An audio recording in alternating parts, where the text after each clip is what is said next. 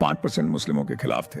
क्या यह देश के लिए खतरा है? विजय शाह का बयान और इस तरह की अन्य घटनाएं निम्नलिखित कारणों से देश के लिए खतरा बन सकती हैं।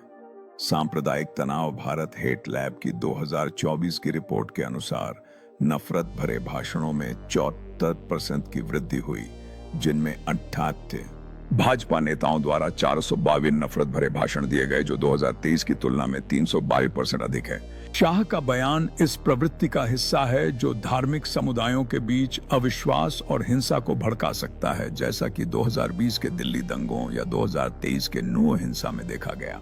संस्थाओं का कमजोर होना। सेना जैसी संस्थाओं पर हमला राष्ट्रीय एकता और सुरक्षा के लिए हानिकारक है।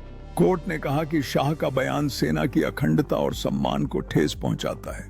बार बार ऐसी टिप्पणियां जनता के बीच संवैधानिक संस्थाओं के प्रति विश्वास को कम कर सकती हैं।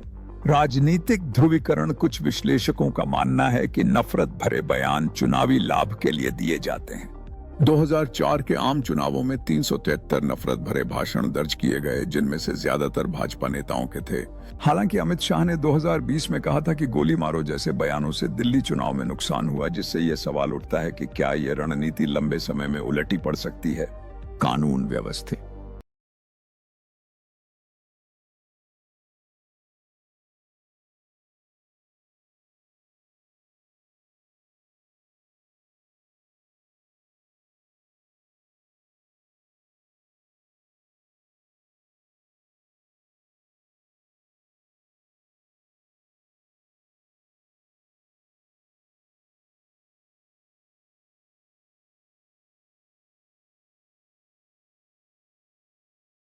पांच परसेंट मुस्लिमों के खिलाफ थे।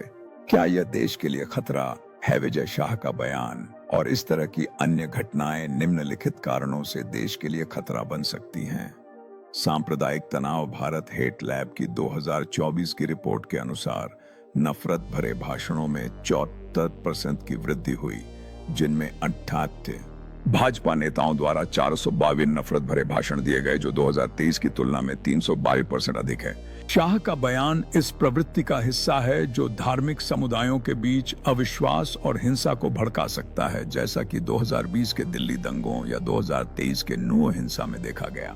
संस्थाओं का कमजोर होना। सेना जैसी संस्थाओं पर हमला राष्ट्रीय एकता और सुरक्षा के लिए हानिकारक है। कोर्ट ने कहा कि शाह का बयान सेना की अखंडता और सम्मान को ठेस पहुंचाता है। बार बार ऐसी टिप्पणियां जनता के बीच संवैधानिक संस्थाओं के प्रति विश्वास को कम कर सकती हैं।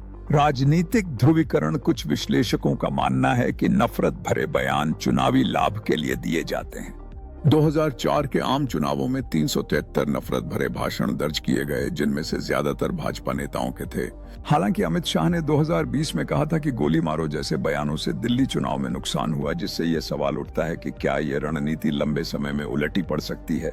कानून व्यवस्था।